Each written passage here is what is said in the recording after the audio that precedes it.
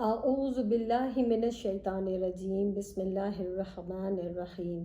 السلام علیکم ورحمۃ اللہ وبرکاتہ۔ امید آپ سب لوگ خیریت کے ساتھ ہوں گے انشاءاللہ۔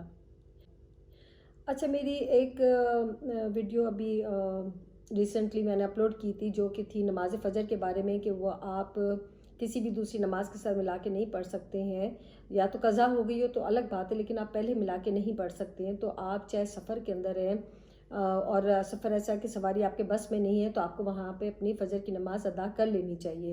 مجھے کسی نے یہی پوچھا ہے کہ آپ کہہ رہی ہیں کہ آپ اس کو چلتی سواری میں ادا کر لیں اگر آپ کا 15-16 گھنٹے کا سفر ہے، تو وہاں پہ عموماً ایسا ہوتا ہے کہ پانی یا تو صاف نہیں ہوتا، یا وضو نہیں کر سکتے ہیں، چاہے ٹرین میں ہو چاہے ہم پلین کے اندر ہوں، اور واش روم تو پلین میں ویسے اتنے چھوٹے ہوتے ہیں کہ آپ پیر بھی نہیں دھو سکتے ہیں، تو پھر ہم وہاں کیا کریں؟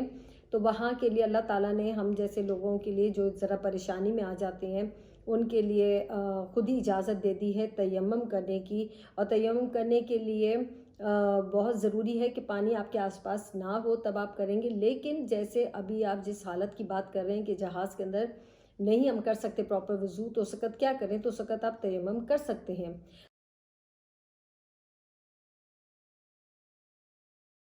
بخاری شریف کی ایک حدیث ہے 4608۔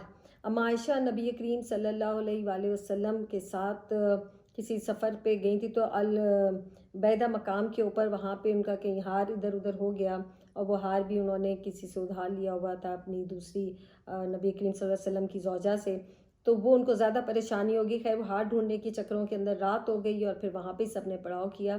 یہ میں شارٹ کر کے آپ کو حدیث بتا رہی ہوں۔ پھر جب صبح ہوئی تو نماز کے لیے پانی دور دور تک ڈھونڈا تو نہیں ملا، تو اس وقت سورہ مائدہ کی آیت نمبر جو 6 تھی وہ نازل ہوئی ہے کہ نبی کریم صلی اللہ علیہ وسلم کو اللہ تعالیٰ نے دیکھیں اس طریقے سے فوراً وحی دی اور بتا دیا کہ آپ مٹی جو ہے وہ پاک ہے، اور آپ سوکھی مٹی سے تیمم کریں۔ اپنے اس مٹی سے آپ یہ کریں کہ آپ اپنے ہاتھوں کو اور منہ کو لگا کے اور پھر مسح کر لیں، اور پھر آپ اس طریقے سے اپنے وضو کو پورا کر لیں۔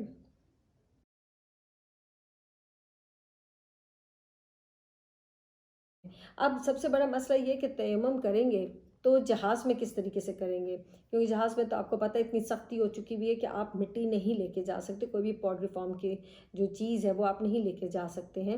تو آپ کیا کریں گے؟ تو آپ نے وہ چیز لے کے جا سکتے ہیں جو آسانی سے آپ کے لیے مل جائے، کیونکہ تیمم آپ مٹی میں سے نکلی ہوئی چیزوں سے کر سکتے ہیں، جیسے ماربل ہے، ٹھیک ہے، آپ اس کا پیس چھوٹا سا لے جائیں تو بس اس کے اوپر ہاتھ پھیریں، اور پھر اس کو منہ پہ، کیونکہ اس پہ اتنی مٹی نہیں نکلتی ہے، اس کو منہ پہ پھیر لیں، پھر اس کے بعد ہاتھ پھیریں، اور اپنے کونیوں تک آپ دونوں ہاتھوں کا اچھے طریقے سے اس طریقے سے اس کے اوپر پھیر لیں۔ تو کیونکہ اگر آپ ٹرین میں جا رہے ہیں تو پھر تو آپ مٹی کا ڈھیلا لے کے جا سکتے ہیں، لیکن اگر آپ جہاز کے اندر جا رہے ہیں تو پھر آپ اس طرح کی کوئی بھی چیز لے کے جا سکتے ہیں۔ لیکن یاد رکھیں، ماربل جو آپ لیں گے وہ بغیر پالش کا ہونا چاہیے۔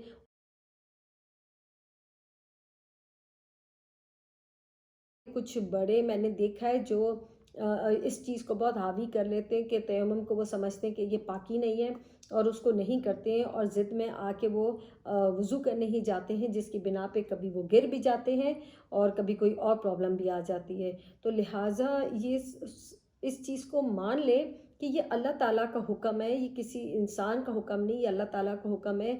تو آپ کو جب بھی کوئی ایسی پرابلم آئے تو آپ آسانی سے تیمم کریں اور اپنی نماز کو جاری رکھیں۔ یہ ساری باتیں جو اللہ تعالیٰ نے فرمائی ہیں کہ آپ اس حالت کے اندر تیمم بھی کر سکتے ہیں، آپ نہ ہو تو آپ سردی ہو تو آپ ایک دن گھر میں ہیں تو پیروں کا مسح بھی کر سکتے ہیں، نہ دھوئیں آپ ان کو، اور سفر میں تو 3 دن کا آپ جوتے پہن لیں تو آپ کے پیروں کا مسح ہوتا رہے گا۔ یہ سب چیزیں اللہ تعالیٰ نے اس لیے نہیں دیں کہ کوئی مذاق ہے، یہ اللہ تعالیٰ نے اس لیے بتایا ہے کیونکہ اس سے صاف ظاہر ہو گیا کہ نماز پڑھنا ضروری ہے ہر حالت میں۔ لوگ کیا کرتے ہیں، ذرا سا بیمار ہو جاتے ہیں تو کہتے ہیں جی وضو نہیں کیا، ہم نے نماز نہیں پڑھی۔ انہیں یہ نہیں پتہ کہ وہ نماز چھوڑنا کتنا سخت گناہ ہے۔ تو نماز اللہ تعالیٰ نے یہی بتا دیا ہے کہ جب اشارے سے بھی آپ کو پڑھنے کا حکم دے دیا تو اس کا کیا مطلب ہے کہ نماز پڑھنی ہے۔ جب تک آپ اپنے سینسز میں ہیں، آپ کو پتہ ہے کہ آپ نماز میں کیا پڑھ رہے ہیں، تو آپ کو نماز پڑھنی ہے۔ تو پلیز آپ اس چیز کو وہ مت ایسے بنائیں بہانے کہ وہ وضو نہیں کریں گے تو ہم پاک نہیں ہوں گے اور ہم نماز نہیں پڑھیں گے، اس طرح آپ اپنے آپ کو گناہ میں لے کے جا رہے ہیں۔ نماز ہر صورت میں ادا کرنی ہے، اس کے لیے آپ آسانیاں ڈھونڈیں جو اللہ تعالیٰ نے مہیا کی ہیں، اور اس طریقے سے آپ اپنی نماز کو ادا کریں۔ یہ کوئی ایسے مذاق میں نہیں ہے، یہ صرف اسی لیے اللہ تعالیٰ نے آسانیاں پیدا کی تاکہ نماز کسی حالت میں بھی نہ چھوٹے۔ امید ہے آپ کو سمجھ آئی ہوگی۔ آپ سب اپنا بہت خیال رکھیں، خوش رہیں، خوش رکھیں، اور اللہ پہ یقین بہت زیادہ رکھیں۔ اس چیز کا یقین رکھیں کہ عزت اور ذلت دونوں اللہ کے ہاتھ میں ہے، جس کو چاہے وہ عزت دیتا ہے اور جس کو چاہے وہ ذلت دیتا ہے۔ تو اللہ تعالیٰ آپ سب کو اور ہم سب کو اس دنیا اور آخرت میں ذلیل اور رسوا ہونے سے بچائے۔ آمین۔ السلام علیکم ورحمۃ اللہ وبرکاتہ۔